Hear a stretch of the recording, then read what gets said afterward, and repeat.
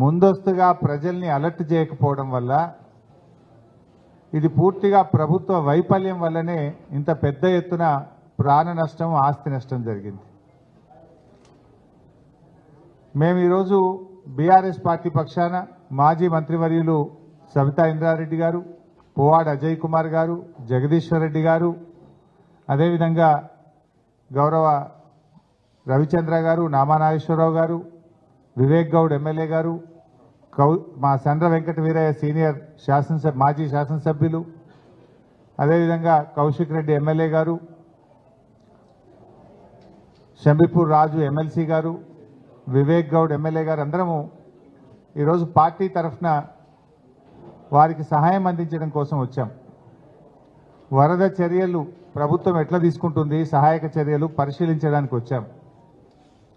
ముఖ్యంగా పాలేరు నియోజకవర్గంలో ఉపేందర్ రెడ్డి మాజీ శాసనసభ్యులు పెద్ద ఎత్తున వరద బాధితులకు వారు సహకారం అందిస్తూ ఉన్నారు. ఇక్కడ పువ్వాడ అజయ్ గారు కూడా పెద్ద ఎత్తున ఖమ్మంలో ఆయా డివిజన్ల ప్రజలకు బియ్యం కానీ, కూరగాయలు కానీ, నిత్యావసర వస్తువులు అందిస్తూ పార్టీ పక్షాన వారు కూడా సహాయం అందిస్తూ ఉన్నారు. మేము కూడా బీఆర్ఎస్ పార్టీ తరఫున ఆ కుటుంబాలకు సహాయం అందించాలని, ఆ కుటుంబాలకు ప్రభుత్వం సహాయం చేయడంలో వైఫల్యం చెందుతూ ఉంది, ప్రభుత్వం మీద ఒత్తిడి తెంచి వారికి సహాయం చేయాలని చెప్పి మేము ముందుకు వచ్చాం. ఈరోజు నిజంగా మేము ఆ గ్రామాల్లో వెళ్ళి ఆ వార్డుల్లో ప్రజల్ని కలిస్తే పరిస్థితి చాలా హృదయ విదారకంగా ఉంది. ప్రజలు కళ్ళల్లో నీళ్లు పెట్టుకుంటా ఉన్నారు. ప్రజలు తమ ఆవేదన 3 రోజుల నుంచి ఇప్పటిదాకా కరెంటు లేదు, కనీసం నీళ్లు రావడం లేదు, పసిపిల్లలకు పాలు దొరకక బాధపడతా ఉన్నారు, ప్రభుత్వం మమ్మల్ని ఆదుకోవడంలో పూర్తిగా విఫలమైందని చెప్పి వాళ్ళందరూ కూడా తమ ఆవేదన వెళ్ళగక్కుతా ఉన్నారు. వాళ్ళు చాలా స్పష్టంగా చెప్పారు, గతంలో బీఆర్ఎస్ ప్రభుత్వం ఉన్నప్పుడు మాకు ముందస్తుగా మైక్లో అనౌన్స్మెంట్ ఉండేది, మమ్మల్ని అలర్ట్ చేసి జాగ్రత్తగా బయటకు తీసుకెళ్లారు, తర్వాత కూడా ప్రభుత్వం నుంచి మాకు మంచిగా సహకారం అందింది, కానీ ఈ ప్రభుత్వం ప్రజల్ని అలర్ట్ చేయడంలో ఫెయిల్ అయిపోయింది, ప్రజల్ని కాపాడడంలో ఫెయిల్ అయిపోయింది. 9 మంది ఎమ్మెల్యేలను గెలిపిస్తే 9 మందిని కాపాడలేకపోయినారు, కనీసం హెలికాప్టర్ పంపలేకపోయినారు. ఈ ముఖ్యమంత్రికి వ్యంగ్యం ఎక్కువ, పంతనం తక్కువ. ఎక్కడ చూడు వ్యంగ్యమే ఆయనకు. ఇప్పుడు పాలనపై పట్టుగోల్పై రేవంత్ రెడ్డి చీటికి మాటికి ప్రతిపక్షాల మీద బురద జల్లుతా ఉన్నాడు. ఇది నీ పరిపాలన వైఫల్యం. వాతావరణ శాఖ హెచ్చరించినా నువ్వు మేల్కొనలేదు. పెద్ద ఎత్తున వర్షాలు పడబోతున్నాయి, వాయుగుండం వచ్చింది అని వాతావరణ శాఖ హెచ్చరించినా ఈ ప్రభుత్వం ముందస్తు చర్యలు తీసుకోకపోవడం వల్లనే రాష్ట్రంలో ఇవాళ పెద్ద ఎత్తున ప్రాణాలు పోయినాయి, తీవ్రమైనటువంటి ఆస్తి నష్టం జరిగింది, ప్రజలు చాలా బాధపడతా ఉన్నారు. ఏ ఇంటికి పోయినా చెప్తున్నారు 4 లక్షలు, 5 లక్షల నుంచి 10 లక్షల రూపాయల ఆస్తి నష్టం జరిగిందని. కట్టు బట్టలు తప్ప మాకు ఏమీ లేవు, అన్ని సర్వం కోల్పోయాం. మొత్తం నిత్యావసర వస్తువులు తెచ్చిపోయినాయి, బట్టలు తెచ్చిపోయినాయి, సర్టిఫికెట్లు తెచ్చిపోయినాయి, డాక్యుమెంట్లు అన్నీ పోయినాయి. అసలు మా పరిస్థితి ఏందని చెప్పి కన్నీరు మున్నీరు అవుతా ఉన్నారు. పిల్లలు చదువుకున్న సర్టిఫికెట్లన్నీ కూడా నీళ్ళలో తెచ్చిపోయినాయి. ఇంటికి సంబంధించిన డాక్యుమెంట్లు కావచ్చు, వాల్యుయబుల్స్ కూడా పోయినాయి, బంగారం కూడా కొట్టుకుపోయింది. అసలు కట్టు బట్టలు తప్ప మా పెయి మీద ఏం మిగలలేదు. 2 రోజుల నుంచి ఇవే బట్టల మీద ఉన్నాం, వేసుకోవడానికి గుడ్డలు కూడా లేవు, తినడానికి తిండి లేని పరిస్థితి ఉంది, మా పరిస్థితి చాలా ఆందోళనగా ఉంది అని చెప్పి బాధపడతా ఉన్నారు. ఇది పూర్తిగా ప్రభుత్వ వైఫల్యం. కనీసం మంచి నీళ్లు కూడా అందియలేదట. 12 గంటలు డాబాల మీద ఉంటే కనీసం తాగడానికి నీళ్లు కూడా ఈ ప్రభుత్వం అందించలేకపోయింది. అంటే జిల్లా యంత్రాంగాన్ని సమాయత్తం చేయడంలో కానీ, ముందస్తు ప్రణాళికలు చేయడంలో కానీ, హెలికాప్టర్ అందుబాటులో పెట్టుకోవడంలో కానీ, ఎన్డీఆర్ఎఫ్ బృందాలను ఏర్పాటు చేసుకోవడంలో కానీ ప్రభుత్వం పూర్తిగా ఫెయిల్ అయిపోయింది.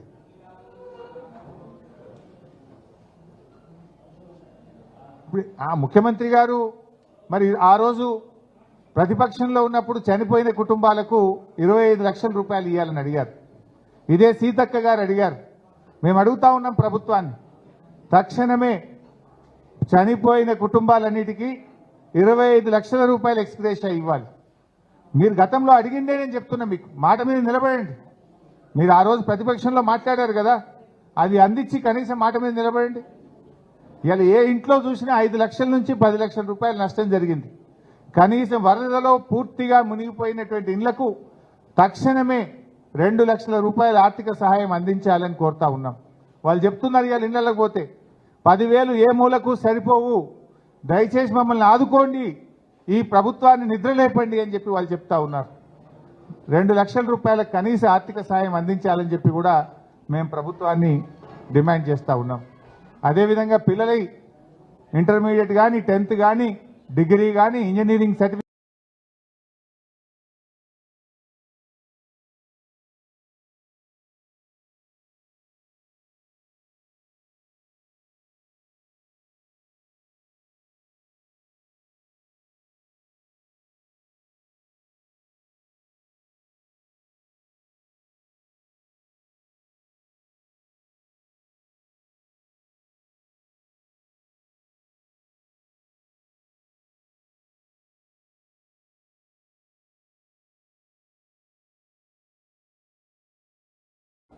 ఏం చేస్తున్నారు? వరద తగ్గి దాదాపు 48 గంటలైనా ప్రజల్ని ఆదుకోరా?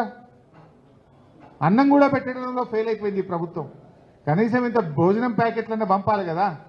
మీరు బియ్యం ఇస్తే వండుకునే పరిస్థితి లేదు. ఇంట్లో దాదాపు 1 అడుగు మోకాలు లోతు బురద ఉన్నది ఇళ్లలో.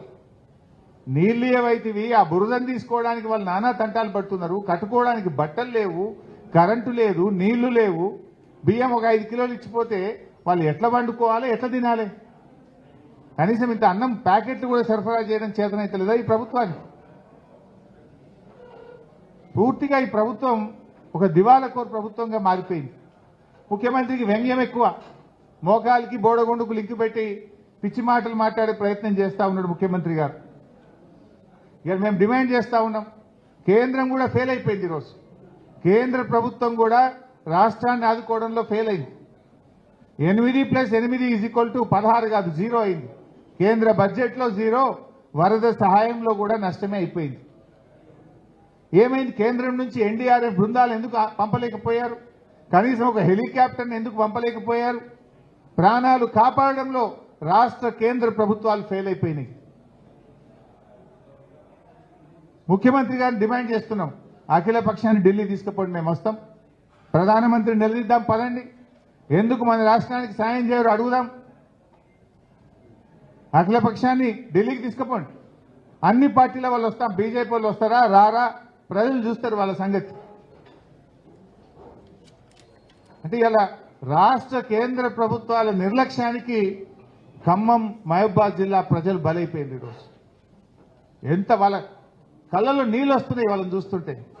ప్రతి మహిళ వాళ్ళ ఆవేదన, తడిచిపోయిన బియ్యాన్ని చూపిస్తూ ఒక్క వస్తువు కూడా లేదు. కొన్ని అయితే ఇళ్లలో నుంచి కొట్టుకొని పోయినాయట, వరదలో కొట్టుకొని పోయినాయి. అసలు సామాన్లు లేవు అన్న, స్టీల్ బౌళ్ళు తప్ప ఏమీ మిగలలేదు అని ఒక మహిళ చెప్పింది.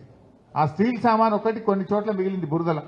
ఇంకా మిగతాది ఏది పనికిరాదు. ఇక కాగితాలు పోయినాయి, డాక్యుమెంట్లు పోయినాయి, బట్టలు పోయినాయి, డబ్బులు పోయినాయి, సమస్తము కోల్పోయింది. ఆ స్టీల్ సామాన్ ఒక్కటి మిగిలిందన్న, అంతకు మించి ఇంకేం మిగలలేదని చెప్పి పాపం ఆ మహిళలు కన్నీళ్లు పెట్టుకొని మాట్లాడడం జరుగుతూ ఉంది. ఇవాళ ఎట్లా తయారైందంటే ఈ ప్రభుత్వం చనిపోయినటువంటి వాళ్ళ విషయంలో కూడా సంఖ్యను తక్కువ చేసి చూపే ప్రయత్నం చేస్తుంటారు. ముఖ్యమంత్రి గారు 16 మంది చనిపోయినట్టున్నారు. మా దగ్గర స్పష్టంగా వివరాలు ఉన్నాయి. రాష్ట్రంలో దాదాపు 28 మంది చనిపోయిన వివరాలు ఇప్పుడు మా దగ్గర ఉన్నాయి, పేర్లతో సహా ఉన్నాయి. ఖమ్మం జిల్లాలో 9 మంది, యాకూబ్, సైదాబి, సాంబశివరావు, పద్మావతి, అశ్విని, మోతీలాల్, రాము, ఆదమ్మ, నీలమయ్య. సూర్యాపేటలో నాగం రవి, ఎర్రమల్ల వెంకటేశ్వర్లు, మహబాద్లో నర్సయ్య, శ్రావణి, నాగభూషణం, ములుగులో మహేష్, మల్లికార్జున్, ఆదిలాబాద్లో భోజారాం, నారాయణపేటలో హనుమమ్మ, అంజిలమ్మ, నాగర్ కర్నూల్లో గుర్తు తెలియని వ్యక్తి, తాడూరు మండలం చెర్ల తిరుమలాపూర్ గ్రామంలో డెడ్ బాడీ దొరికింది. అదేవిధంగా వనపర్తిలో వడ్డే చంద్రయ్య, పెద్దపల్లిలో పవన్, గోస్కుల కుమార్, కామారెడ్డిలో శివరాములు, సిద్దిపేటలో లక్ష్మణ్, కనకారెడ్డి, రంగారెడ్డిలో శేఖర్, మన్సూర్ 28 మంది పేర్లు మేము చెప్తా ఉన్నాం. టేకులపల్లిలో కూడా ఇంకో 2 చనిపోయారు. ఈ 2 కలిపితే 30 అవుతుంది. అంటే ప్రభుత్వం ఇప్పటివరకు 16 అని చెప్తున్నారు. మరణాల సంఖ్యను తక్కువ చేసి చూపడం. ఇవాళ భక్తరామదాస్ ప్రాజెక్టు మొత్తం నీళ్ళలో మునిగిపోయింది. పాలమూరు ఎత్తిపోతల పథకం పంప్ హౌజులు మునిగిపోయినాయి. సాగర్ కెనాల్ ఇందాక ఉదయమే జగదీశ్వర్ రెడ్డి గారు నేను చూశాము, సబితక్క కూడా ఉన్నారు, వివేక్ కూడా ఉన్నారు. సాగర్ కెనాల్ తెగిపోవడానికి పూర్తిగా ప్రభుత్వ నిర్లక్ష్యమే కారణం. ఆ రోజు తాగునీరు ఖమ్మంకు తెచ్చేటప్పుడు ఎస్కేప్ కెనాల్కు వెల్డింగ్ చేసిండ్రు. మరి సాగునీరు తెచ్చిన తర్వాత మళ్ళీ ఆ వెల్డింగ్ ఓపెన్ చేయాలన్నా వద్దా? ఆ వెల్డింగ్ తీసేయాలన్నా వద్దా? ఆ వెల్డింగ్ తీసేసి ఎస్కేప్ కెనాల్ను లేపాలి, ఎస్కేప్ ఛానల్ను ఓపెన్ చేయాలి. ఎస్కేప్ ఛానల్ను ఓపెన్ చేయక అది వెల్డింగ్ చేసి పెట్టడం వల్ల వరద వచ్చినప్పుడు అది ఓపెన్ చేసే అవకాశం లేకపోయింది. దాంతో 133, 134 దగ్గర 2 చోట్ల ఇవాళ నాగార్జున సాగర్ లెఫ్ట్ కెనాల్ కొట్టుకుపోయిన పరిస్థితి ఏర్పడ్డది. 1000 ఎకరాల్లో పంట నష్టం జరిగింది. దాదాపు 2000 ఎకరాల్లో అక్కడ పంట నష్టం జరిగింది. ఇది కేవలం ప్రభుత్వ నిర్లక్ష్యం, అధికారుల నిర్లక్ష్యం. సకాలంలో ప్రభుత్వం స్పందించుంటే ఆ ఏదైతే టాకా కొట్టిండ్రో అది తీసేసి ఆ ఎస్కేప్ ఛానల్ ఓపెన్ చేసి ఉంటే ఇవాళ సాగర్ కెనాల్ కొట్టకపోకపోతుండే, 1000 ఎకరాల్లో పంట నష్టం జరగకపోతుండే. కొన్ని 1000 ఎకరాల్లో నష్టం జరిగింది. ఇదే రెవెన్యూ మంత్రి పొంగులేటి గారు గతంలో 30,000 ఎకరానికి సహాయం చేయాలని ఆయన డిమాండ్ చేశాడు. మా ప్రభుత్వంలో ఆ రోజు ఉన్నప్పుడు 30,000 ఇవ్వాలి ఎకరానికి అన్నాడు. మీరే కదా రెవెన్యూ మంత్రి, రెవెన్యూ అండ్ రిహాబిలిటేషన్ మినిస్టర్ మీరే. మీ జిల్లాలోనే ఎక్కువ నష్టం జరిగింది. మీ నోటితోనే 30,000 ఇవ్వాలని ఆ రోజు అడిగారు. దయచేసి ప్రతి ఎకరాకు 30,000 రూపాయలు ఇచ్చి రైతుల్ని ఆదుకోవాలని చెప్పి మేము ఈ ప్రభుత్వాన్ని డిమాండ్ చేస్తా ఉన్నాం. ఈ నిర్లక్ష్యం మీ నిర్లక్ష్యం, మీ తప్పిదం వల్ల ఇవాళ సాగర్ కెనాల్ దిగిపోయింది. సాగర్ కెనాల్ బాధితులతో పాటు రాష్ట్ర వ్యాప్తంగా ఎక్కడెక్కడైతే పంట నష్టం జరిగిందో గతంలో రెవెన్యూ మంత్రి పొంగులేటి శ్రీనివాస్ రెడ్డి గారు డిమాండ్ చేసిన విధంగా ఎకరానికి 30,000 రూపాయలు ఇచ్చి రైతుల్ని ఆదుకోవండి. చాలా చోట్ల ఇసుక మేట పెట్టింది. ఆ పొలాల్లో ఇసుక మేట పెట్టిన తర్వాత చోట కూడా రైతులు చాలా బాధపడతా ఉన్నారు. వాళ్ళు కూడా మా దృష్టికి తెచ్చారు, కన్నీళ్లు పెట్టుకున్నారు. ఆ ఇసుక మేట తీయాలంటే చాలా కష్టమవుతుంది, కనీసం వారికి 50,000 ఆర్థిక సహాయం ఏ రైతుల పొలాల్లో అయితే ఇసుక మేట పెట్టడం జరిగిందో వారికి సహాయం అందించాలని చెప్పి కూడా మేము కోరుతా ఉన్నాం. ఇవాళ రేవంత్ రెడ్డి గారు ఏది మాట్లాడినా నిన్న కూడా మాట్లాడుతూ మేము ఆర్థిక సాయం చేయాలన్నట్టు. ప్రతిపక్షంలో ఉన్నప్పుడు ఆ రోజు మేము ప్రభుత్వంలో ఉంటే ప్రభుత్వం మాకు సాయం చేయట్లేదని మాట్లాడినాం. ఇవాళ అధికారంలో ఉంటే కూడా మళ్ళీ ప్రతిపక్షాన్ని విమర్శిస్తున్నావు. అంటే ఇది నీ చేతగాంతనం. అధికారంలో ఉన్నా నువ్వే విమర్శిస్తావు, ప్రతిపక్షంలో ఉన్నా విమర్శిస్తావు. ప్రతిపక్షంలో అంటే నువ్వు మమ్మల్ని విమర్శించడం అంటే మేము అర్థం చేసుకుంటాం. ఇవాళ చేయగలిగే స్థితిలో ఉండి అధికారంలో ఉండి ప్రజలకు సేవ చేయడంలో నువ్వు ఫెయిల్ అయిపోయినావు. అసలు ఎక్కడ పోయినావు? మొన్న నువ్వు వరదలు వచ్చినాడు, వరదలు వచ్చిన 24 గంటలు నువ్వు ఇంట్లోనే ఉన్నావు. కనీసం ఒక వీడియో కాన్ఫరెన్స్ పెట్టలే, సెక్రటరియట్కు రాలేదు, ఎక్కడున్నావు అని నేను అడుగుతా ఉన్నా. You are failed. ఈ రకంగా నీ వైఫల్యాన్ని ప్రతిపక్షాల మీద నీ మీద నీ యొక్క ఫెయిల్యూర్లో నీకు అంటిన బురదను ప్రతిపక్షాలకు అంటించాలి, నీ బురద కడుక్కోవాలని చూస్తున్నావు నువ్వు. కానీ ప్రజలు ఏమంటున్నారు? ఇవాళ ఖమ్మంలో మేము తిరుగుతుంటే అన్నా మీ ప్రభుత్వమే బాగుండే, కేసీఆర్ గారు బాగా చేసిండ్రు అని కొన్ని 100 నోట్ల మేము విన్నాం. ఇవాళ ఏది మాట్లాడినా అంతే. రైతు రుణమాఫీ కాలేదంటే హరీష్ రావు గారు ఇంటింటికి పోయి కాగితాలు జమ చేసి మాకు ఇవ్వాలంటాడు. లేదా కేంద్రం బడ్జెట్ ఇస్తలేదంటే కేసీఆర్ గారు దీక్ష చేయాలంటాడు. వరదలు వచ్చినాయి సాయం చేయంటే బీఆర్ఎస్ వాళ్ళు చేయాలంటాడు. మరి అన్ని మేము చేస్తే నువ్వెందుకయ్యా? నువ్వెందుకు కూర్చున్నావు సీఎం కుర్చీగా? నువ్వు ఉన్నది చేయనీక దేనికోసం? వరదల్లో కూడా రాజకీయం చేస్తావా? నేనేం మాట్లాడిండు మీరు చూడలేదా బ్రదర్? సూర్యాపేటలో మా మీద బురద చల్లిండు, పొద్దున చిట్చాట్లో మమ్మల్ని తిట్టిండు. నిన్న వీళ్ళు కలెక్టరేట్లో మీటింగ్ పెట్టి రివ్యూ చేసిండ్రా బైసాబ్? మీరే ఉన్నారు కదా, 6 ఉపన్యాసం కొట్టిరు. బయటకెళ్ళి వచ్చిన వాళ్ళు 2 జిల్లా మంత్రులు, 3 ముఖ్యమంత్రి, 6 ఉపన్యాసం కొట్టింది తప్ప జిల్లాలో పంట నష్టం ఎంత జరిగింది, ప్రాణ నష్టం ఎంత జరిగింది, ఆస్తి నష్టం ఎంత జరిగింది, రీహాబిలిటేషన్ క్యాంపులో ఎంతమందిని పెట్టినారు, ఎంతమందికి అన్నం పెడుతున్నారు, కరెంటు పునరుద్ధరణ ఎప్పుడు జరుగుతుంది, ఏం చేద్దాము అనే ఒక ప్రణాళిక గురించి మాట్లాడిందా? కలెక్టరేట్ రివ్యూలో మీరే ఉన్నారు కదా, 6 ఉపన్యాసం కొట్టిండ్రు, గంటన్నర సేపు ఉపన్యాసం కొట్టింది తప్ప రివ్యూ తక్కువ, ఉపన్యాసం ఎక్కువ. ఆ ఉపన్యాసం ఏంటి? ప్రతిపక్షాలు తిట్టుడు, మా మీద బుద్ధ జల్లుడు, అంతకు మించి అసలు మీరు చేయాల్సిన పని ఏంది? Where is the seriousness? 3 మంత్రులు ఫెయిల్ అయిందని ముఖ్యమంత్రి బయలుదేరిండు. మనం చూడలేదా నిన్న? మంత్రుల మీద ప్రజలు తిరగబడ్డారు, తీవ్రమైన ఆవేశాలు వ్యక్తం చేశారు. సరి చేసుకోండి, ప్రజలకు సేవ చేయండి, ప్రజలకు ఇచ్చిన మాట నిలబెట్టుకోండి. అది మీకు చేత కాదు. మేమొస్తే చివరికి మా మీద కూడా దాడి చేసే ప్రయత్నం చేయాలి. ఒక అమ్మాయి రిషిక మన వీడియో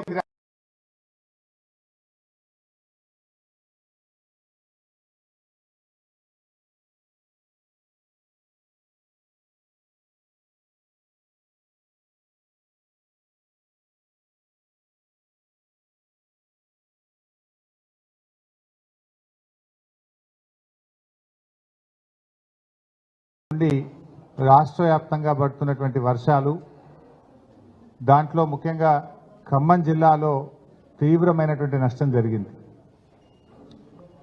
అయితే మన సూర్యాపేట జిల్లా పరిస్థితి ఏంటంటే నీళ్లు లేవు, ఇవాళ కడగడానికి నీళ్లు కూడా రావట్లేదు.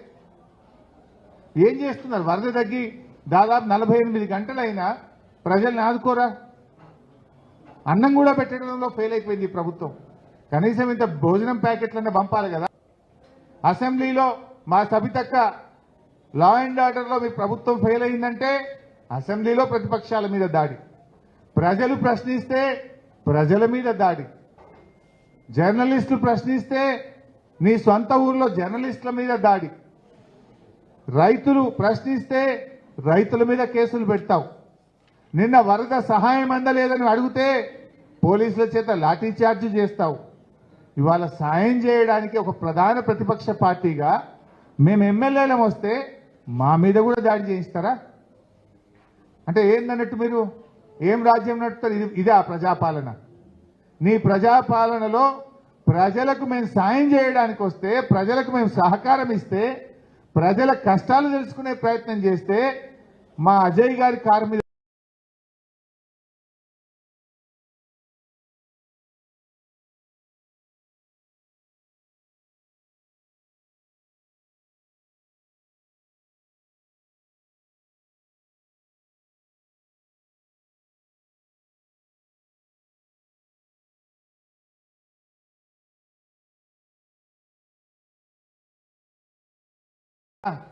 మీరు బియ్యం ఇస్తే వండుకునే పరిస్థితి లేదు. ఇంట్లో దాదాపు ఒక అడుగు మోకాలు లోతు. మేమేం భయపడం. తెలంగాణ ఉద్యమంలో నీ తాత జేజమ్మలతో కొట్లాడిన చరిత్ర మాది, తెలంగాణ రాష్ట్రం తెచ్చిన చరిత్ర మాది. నీలాంటి ఈ పిచ్చి చర్యలకు, పిచ్చి చేష్టలకు భయపడే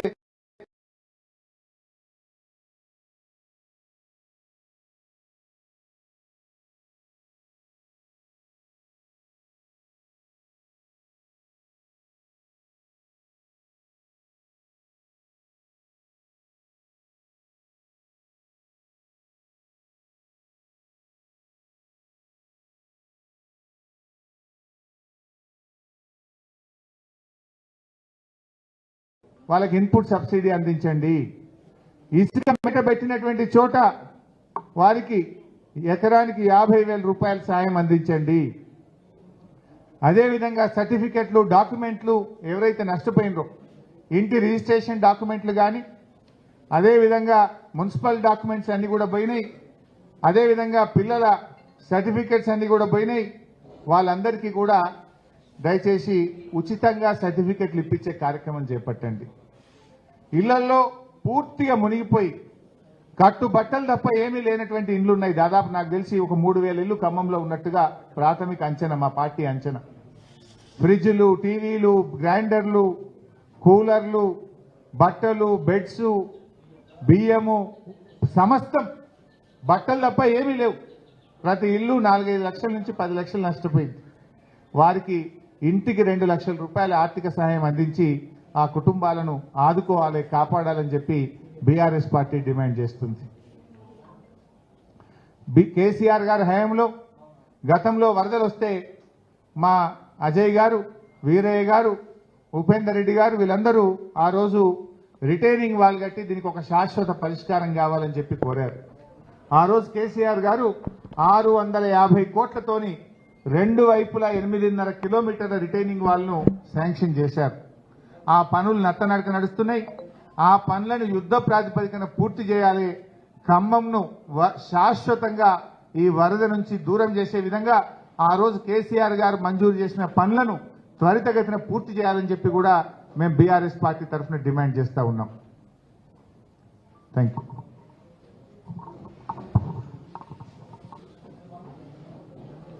మీడియా మిత్రులందరూ నమస్కారం. ఇప్పుడు హరీష్ రావు గారు చెప్పినట్లుగా తెలంగాణ రాష్ట్రంలో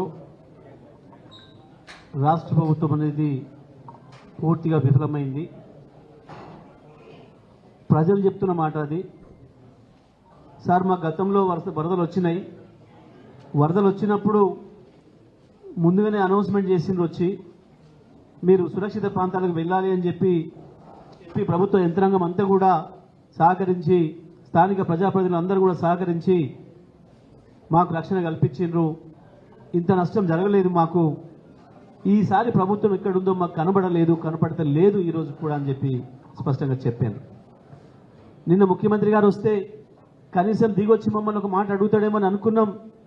కానీ మేము మొత్తుకుంటున్నా, అరిసి మా గోడు వెళ్ళబోసుకుంటున్నా వినకుండానే వెళ్ళిపోయినరు. పోలీసుల్ని మమ్మల్ని అడ్డగించిండ్రు అని మాట చెప్పినారు. ఉదయం నుంచి ఇప్పటి వరకు ఖమ్మంలో ఏదైతే మా బీఆర్ఎస్ పార్టీ ఆధ్వర్యంలో ప్రజలకు సాయం చేసే కార్యక్రమం జరుగుతుందో దాన్ని చూడడానికి, దాన్ని మా నాయకులను ఎంకరేజ్ చేయడానికి కేసీఆర్ గారి ఆదేశాల మేరకు ఇవాళ హరీష్ రావు గారు, సబితా ఇంద్రారెడ్డి గారు, మిగతా శాసనసభ్యులతో కలిసి మేము ఖమ్మం వచ్చినాం. నల్గొండలో చూసినాం. నల్గొండలో సూర్యాపేట జిల్లాలో స్పష్టంగా రైతులే చెప్పిండ్రు, నిన్న మీడియా మిత్రులకే చెప్పిండ్రు, ఇది కేవలం ప్రభుత్వ వైఫల్యం. వాస్తవానికి ఎస్కేప్ ఛానల్ అనేది ఎమర్జెన్సీ కొరకే పెడతారు, కానీ దాన్ని కూడా సీల్ చేసి పెట్టడం అనేది ఒక దుర్మార్గమైన పని. ఇది ఎవడు కూడా చేయడు, బుర్ర ఉన్నవాడు ఎవడు కూడా చేయడు, బాధ్యత ఉన్నవాడు ఎవడు చేయడు. చేసిన వాళ్ళు కనీసం దాన్ని తీసేయలేదు, దాంతోనే తెగిపోయింది కాలువని మాట చెప్పారు. ఖమ్మంకి వచ్చిన తర్వాత ఎక్కడికి వెళ్ళినా, ఏ బజార్కి వెళ్ళినా ముఖ్యమంత్రి గారిని వెళ్ళిపోమ్మని చెప్పిన ప్రజలు మరి హరీష్ రావు గారి నాయకత్వంలో వచ్చిన బీఆర్ఎస్ టీంకి బ్రహ్మాండంగా స్వాగతం పలికింది. చెప్పిన వాళ్ళ బాధలు చెప్పుకున్నారు. సార్ చెప్పండి, కొట్లాడండి, ప్రభుత్వం తరఫున మేము మొన్న పొరపాటు చేసుకున్నాం, ఆ పొరపాటు సరి చేసుకున్న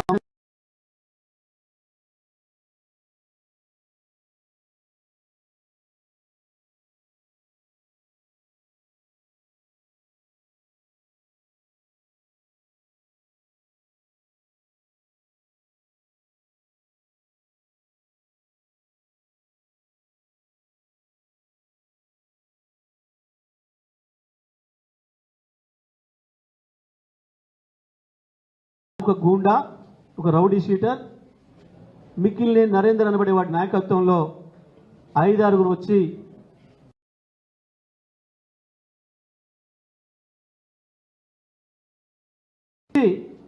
దాడి చేసి, ముందు అజయ్ గారి కారు మీద దాడి చేసి దాన్ని బలగొట్టడమే కాకుండా ఏ కారులోనైతే హరీష్ రావు గారు ముందు వస్తున్నారో హరీష్ రావు గారి పైన దాడి చేసిన పద్ధతుల్లో రాయి తీసుకొని దాడి చేసి కారద్దాలు బలగొట్టడమే కాదు, మా పైన కూడా దాడి చేసే ప్రయత్నం చేసిండ్రు. మేము ఈ దాడిని తీవ్రంగా ఖండిస్తూ ఉన్నా. ఎట్టి పరిస్థితుల్లో కూడా ఆ గుండాలపైన సరైన చర్యలు తీసుకోకపోతే వదిలిపెట్టే ప్రశ్న లేదు. ఈ గుండా దాడులు దీంతో భయపెట్టిస్తా అని చెప్పి రేవంత్ రెడ్డి ఉప ముఖ్యమంత్రి మంత్రులు అనుకుంటే మీ తెలివి తక్కువతనం అవుతుంది. ఈ రౌడీజం, ఈ గుండాయిజంతో ప్రజల్ని అణిచిపెట్టి పరిపాలించిన వాడు ఎవ్వడు కూడా కొత్త. మీరు చాలా చిన్న ఆకు రౌడీలు. మీరు గతంలో పోయిన నియంత్రణ ముందట చాలా చిన్నవాళ్ళు మీరు.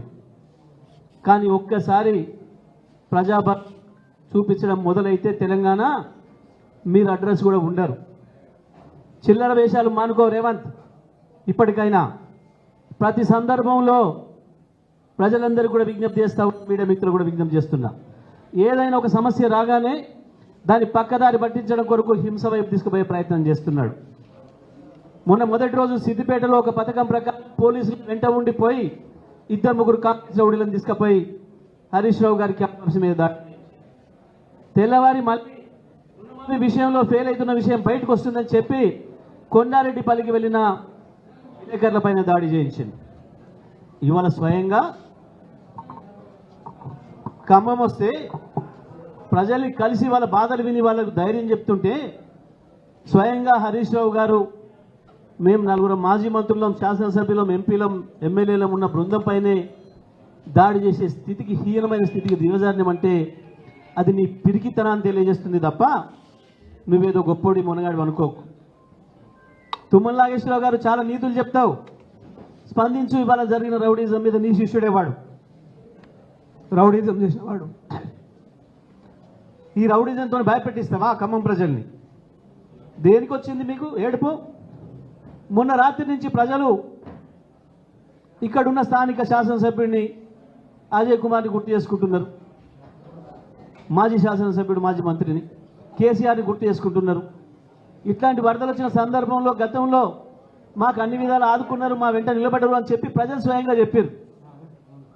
మీ ప్రభుత్వం మొద్దు నిద్రలో ఉండగానే ఆ ప్రజలు చెప్పారు కాబట్టి, ఆ ప్రజల ఆక్రందనలు విన్నారు కాబట్టి మీ పిఏలో మీ ఇంకో ఎవరో లేపితే లేచి వచ్చారు. అప్పటిదాకా ఈ రాష్ట్ర ప్రభుత్వం మొద్దు నిద్రలో ఉంది. మంత్రి, ఉప ముఖ్యమంత్రి, మంత్రులందరూ కూడా నిద్రలోనే ఉన్నారు. ప్రజల దాడి, ప్రజల మాటలు విన్న తర్వాతనే లేచి వచ్చిండ్రు. ఇవాళ ప్రజల్లో వ్యతిరేకత వస్తుందని, దాన్ని రౌడీజంతో అణిచివేస్తామని, ఖమ్మంలో కూడా రౌడీజంతో అణిచివేస్తామనుకుంటున్నారా మీరు? ఖమ్మం ప్రజల చైతన్యం ఏందో తెలుసు, మీరు చాలా సందర్భాల్లో చూసారు. బంద్ చేయండి, ఇటువంటి చిల్లర వేషాలు బంద్ చేయండి.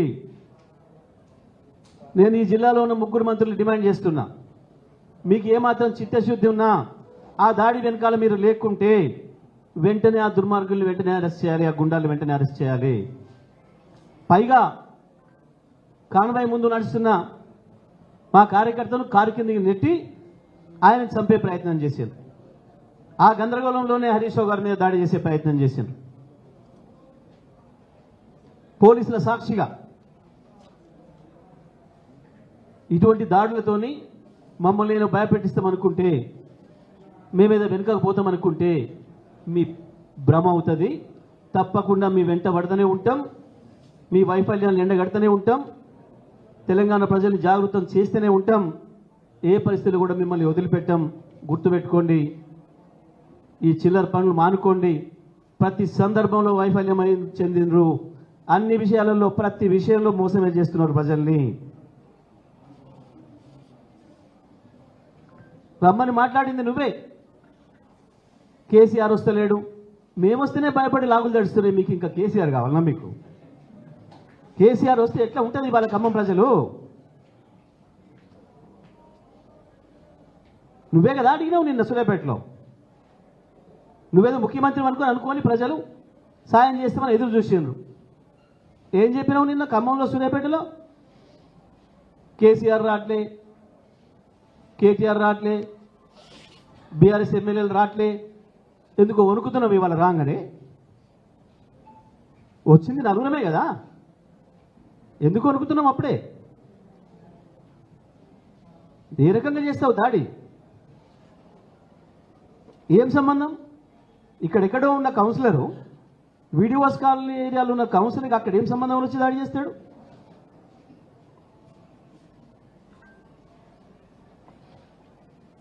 ముందు ప్రజల మీద దాడి చేసిరు, ఒకరి తలబలు కొట్టిండ్రు. స్థానికంగా ఉండే ప్రజలు వచ్చి మాట్లాడుతుంటే వెనక నుంచి రాళ్ళేసి, తర్వాత ఒక కార్బల కొట్టిండ్రు. చివరికి హరీష్ రావు గారు, మేము సబితా ఇంద్రారెడ్డి గారు, నేను, అజయ్ కుమార్ గారు, కౌశిక్ గారు కూర్చున్న కారు మీద కేసీఆర్ మనం హరీష్ రావు గారి ముఖం మీద కొట్టిన పద్ధతుల్లో వారు కూర్చున్న అద్దాన్ని పలగొట్టింది స్వయంగా సిఐ ముందట. మాకు తెలుసు ఈ చిల్లర వేషం నువ్వు ఎందుకు వేసినవో, విషయాన్ని పక్కదారి పట్టించాలి, వరదల విషయంలో మీ వైఫల్యాన్ని దాచిపెట్టుకోవాలి, ప్రజల నుంచి దృష్టి మరల్చాలి, స్వయంగా మేము బీఆర్ఎస్ ఎమ్మెల్యేల మీదే దాడి చేసినామని చెప్పి ఏదో భయపెట్టాలి అన్న మీ చిల్లర ఆలోచన ఇది మమ్మల్ని ఏం భయపెట్టలేదు, మమ్మల్ని ఏం ఆపలేదు. ఖమ్మంలో మా నాయకుల్లో, మా కార్యకర్తల్లో, ఖమ్మం ప్రజల్లో కూడా భయపెట్టలేరు. ఈ రకంగా మానుకోండి, ఈ చిల్లర వేషాలు మానుకోండి. ఇప్పటికైనా దాడులను మేము ఏమైనా ప్రోత్సహించలే, కేసీఆర్ గారు ఎన్నటువంటి రానియలే. ఇప్పటి కూడా మేమేం రానియం, మళ్ళీ మేమేం ప్రతి దాడులు చెయ్యం. ఏ పద్ధతుల్లో చెప్పాలనో బుద్ధి ఆద పద్ధతుల్లో చెప్తాం, ప్రజలు చెప్పిస్తాం మీకు బుద్ధి ప్రజల చేత. మేము ఖమ్మం సిపిని కూడా డిమాండ్ చేస్తూ ఉన్నాం, వెంటనే దానిపైన విచారణ చేసి జరిగిన దాడికి బాధ్యులు ఎవరో వాళ్ళపైన చర్యలు తీసుకోవాలి. దాంట్లో పోలీసుల పాత్ర కూడా ఎంత మేరకు ఉందో చూడాలి, విచారణ చేయాలి. మీరు కలిసే వచ్చిండ్రు, ఉదయం నుంచి తిరుగుతున్న మా వెంట ఒక్క పోలీసు వాళ్ళు లేరు. 4 శాసనసభ్యులు, మాజీ మంత్రులు వచ్చి తిరుగుతుంటే, మాజీ శాసనసభ్యులు, ఎంపీలు, ఎమ్మెల్యేలు బృందం తిరుగుతుంటే ఒక పోలీస్ కానిస్టేబుల్ కూడా లేని సందర్భంలో ఉదయం నుంచి ఇప్పటి వరకు ఎందుకు కాంగ్రెస్ గుండాలు దాడి చేసే సమయంలోనే పోలీసులు వచ్చిండ్రు, తెలుసుకొనే బదులుకొనే వచ్చిండ్రు. ప్రజల తిరుగుబాటుకు రౌడీలకు ఎక్కడ తన్నులు పడతాయన్న భయానికి ఆ రౌడీని కాపాడుకోవడం కొరకే పోలీసుల వెంట ఇచ్చి పంపించిండ్రు. కానీ నిజంగా ప్రజల తిరుగుబాటు మొదలైతే ఈ పోలీసులు కూడా మిమ్మల్ని కాపాడలేరు, మీ రౌడీలను కాపాడలేరు, గుర్తుపెట్టుకోండి.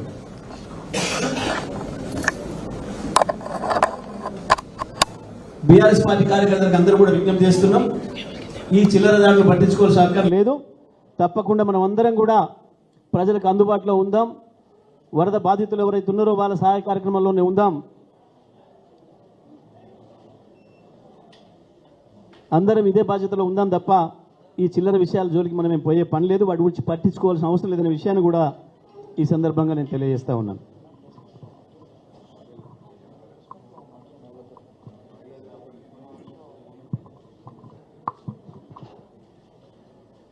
గౌరవనీయులు మాజీ మంత్రివర్యులు హరీష్ రావు గారు, సబితా ఇంద్రారెడ్డి గారు, అలాగే జగదీశ్వర్ రెడ్డి గారు, శాసనసభ్యులు, శాసనమండలి సభ్యులు మరియు ఎంపీలు, మాజీ శాసనసభ్యులు, బీఆర్ఎస్ పార్టీకి సంబంధించిన ప్రతినిధి బృందం ఖమ్మం నగరంలో ఈరోజు మున్నేరు వరదకి జరిగిన నష్టం, అలాగే బాధితుల్ని పరామర్శించి వారికి సహాయం చేసే కార్యక్రమానికి విచ్చేసిన సందర్భంగా మీడియా సమావేశానికి వచ్చిన మీడియా మిత్రులందరికీ నమస్కారం. మిత్రులారా, నిన్న, ఇవాళ, మొన్న 3 రోజులుగా ఖమ్మం నగరం ప్రజలు అల్లల్లాడుతూ ఉన్నారు. చాలా ప్రాంతాల్లో జరిగిన వరద నష్టానికి సంబంధించి నేను నిన్న కూడా ప్రెస్ మీట్ పెట్టి మాట్లాడినాం. ఆ విషయాల జోలికి లేదా మా హరీష్ రావు గారు కానీ జగదీశ్వర్ రెడ్డి గారు కానీ స్పృశించిన విషయాల జోలికి పోకుండా నేను క్లియర్ కట్గా ఒక విషయం చెప్పదలుచుకున్నా. ప్రతిపక్షంగా మా పాత్ర మేము పోషించాల్సిన బాధ్యత మాకుంది. ప్రజలు మమ్మల్ని ప్రధాన ప్రతిపక్షంగా ప్రజల పక్షాన ప్రశ్నించమని, కష్టాల్లో ఉన్నప్పుడు వాళ్ళ కష్టాలని ప్రభుత్వానికి తెలియజేయటం కోసం, ప్రభుత్వం మీద ఒత్తిడి తీసుకురావడం కోసం చేసే ప్రధానమైన కర్తవ్యమే ప్రధాన ప్రతిపక్ష పాత్ర మా బాధ్యత. ఆ బాధ్యతను నెరవేర్చడం కోసమే పెద్దలందరూ వచ్చారు. వచ్చి బాధితుల్ని పరామర్శించి వారికి ఇతోధికంగా ఎంతో కొంత సాయం చేయాలని చెప్పే కార్యక్రమం ఇవాళ నడిచింది. నిన్నేం నడిచింది, మొన్నేం నడిచింది మీరు చూశారు. కానీ ఎంత దారుణం అంటే, ఒక ముఖ్యమంత్రి గారు ఈ పట్టణానికి వచ్చి, నగరానికి వచ్చి నైట్ స్టే చేసి ప్రజలకి స్వాంతన కల్పించాల్సిన చర్యల మీద రివ్యూ చేసి వారికి ఘనమైన ఆర్థిక సాయం కానీ లేకపోతే ఏదైనా ప్రకటిస్తారనుకుంటే ముష్టి 10,000 ఏ ఇంటికి పోయినా చెప్తున్నారు, మా ఇంట్లో సామాన్లు 5 లక్షలు పోయినాయి, 10 లక్షలు పోయినాయి అని. 10,000 రూపాయలు అది ప్రకటించడం కోసం తమరు వచ్చి 24 గంటలు ఇక్కడ ఉండి, దాంట్లో చివరికి వ్యక్తిత్వ హననం ఏదైతే గతంలో చేయడం అయితే అలవాటు ఉందో అదే వ్యక్తిత్వ హననాన్ని కొనసాగించి మీరు కేసీఆర్ గారిని, హరీష్ రావు గారిని, కేటీఆర్ గారిని, చివరికి నన్ను అనరాని మాటలన్నీ కడుపు నిండా ఇక్కడ ఉన్న వాళ్ళకి ఏదో కాంగ్రెస్ వాళ్ళు సంతోషం కల్పించారు అనుకుంటారు, కానీ ప్రజలకు మాత్రం సంతోషం అనిపిస్తలేదు. మీ పర్యటన ద్వారా ప్రజలకి ఏమి స్వాంతన కలుగుతుందో ఒకసారి ఆలోచన చేయండి. మీ పర్యటన అయిపోయి మీరు వెళ్ళిపోయిన తర్వాత మేము వెళ్తే కూడా ప్రజలకు ఓడి పెట్టుకుంటున్నారు. ఇగో మీరు ఇట్లా బురద పూసుకొని తిరుగుతున్నారు. ఒక్క నాయకుడు కనీసం వచ్చి మమ్మల్ని కిందకి దిగి పలకరించలేదు. ఎట్లున్నారని పలకరించలే, ఏం తిన్నావు ఏం తాగినావు అని పలకరించలేదని ప్రజలు బాధపడతా ఉంటే ఆ బాధలు వినటానికి వచ్చి 4 డివిజన్లు 5 డివిజన్లో తిరిగి పర్యటన ముగించుకొని వెనుకకు వస్తూ ఉంటే, మేము ఏర్పాటు చేసిన స్థానికంగా కొంత సాయాన్ని వారికి అందించి వస్తూ ఉంటే, నిస్సిగ్గుగా ఇంతమంది శాసనసభ్యులు ఉన్నారే, ఇంతమంది మాజీ మంత్రివర్యులు, ప్రజాప్రతినిధుల మీద ఆ రకంగా నీ కాంగ్రెస్ గూండాలతో నిన్ను రౌడీ షీటర్లతో హత్యాయత్నం, ఒక మాజీ మంత్రివర్యులు 3-4 మీద ఒక కారులో ఉన్నాం, అంత బాజాప్తగా హత్యాయత్నం చేసేటట్లు అది పోలీసుల సమక్షంలోనా? ఇది శోభనిస్తుందా? ఈ రాష్ట్రానికి హోంమంత్రి ఎవరు? సాక్షాత్తు ముఖ్యమంత్రి గారు. నేను డిమాండ్ చేస్తూ ఉన్నా, మీ పోలీసుల సమక్షంలో జరిగిన కాంగ్రెస్ గుండాలు, రౌడీ షీటర్ల యొక్క ఈ దాడికి సంబంధించిన వ్యక్తులు ఎవరైతే ఉన్నారో ఆ వ్యక్తుల్ని తక్షణం మీరు అరెస్ట్ చేయాలా, వాళ్ళ మీద యాక్షన్ తీసుకోవాలా. మేము కంప్లైంట్ ఇస్తాం. ఇప్పుడు పోతా ఉన్నాం సిపి గారి దగ్గర పోయి. ఈ రకంగా ప్రజల దగ్గర పోవటాన్ని మీరు అడ్డుకోలేరు. ఈ తుంటరి చర్యలకు అడ్డుపడితే నిజంగానే హరిశన్ అన్నట్లు, లేకపోతే కేసీఆర్ గారు అనేకసార్లు అన్నట్లు తెలంగాణ వచ్చేదా తెలంగాణ? ఎన్నిసార్లు ఎన్ని రకాల దాడులు జరిగి ఉండొచ్చు. కేసీఆర్ గారు ప్రాణాలే తీయాలని ఆలోచన చేసిన వాళ్ళు, హరిశన్న లాంటి వాళ్ళని, కేటీఆర్ గారు లాంటి వాళ్ళని ప్రాణాలు తీయాలని చేసిన వాళ్ళు, ప్రాణాలు సైతం లెక్క చేయకుండా ఉద్యమం నడిపిన చరిత్ర ఈ పార్టీది. మీరు చిల్లర రౌడీలు, వీధి రౌడీలు మీరు ఆపుతారా? ప్రజల దగ్గర పోకుండా మమ్మల్ని ఆపలేరు.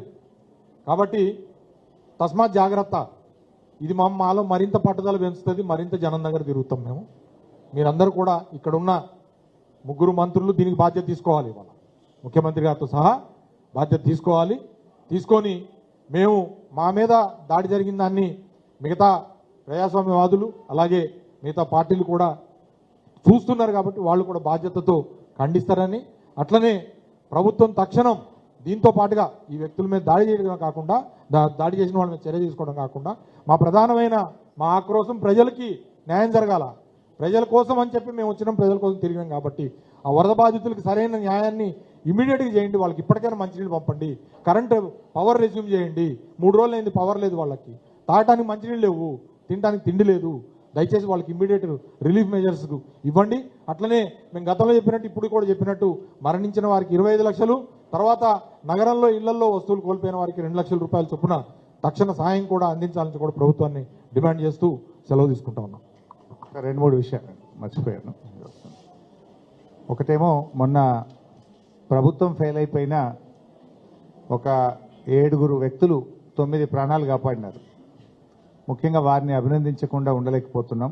బీఆర్ఎస్ పార్టీ తరఫున ముఖ్యంగా గ్రామ పెద్ద తిరుపతిరావు గారు, మరొక పెద్ద వెంకటనారాయణ గారు, JCB owner Venkatramulu, Upender, Jawahar Lal, Subhash, Nagesh, Subhan, JCB driver Subhan, Nageswararao, ఈ 7 అత్యంత సాహసోపేతంగా మరి ఆ రోజు రాత్రి ప్రజల ప్రాణాలు కాపాడారు.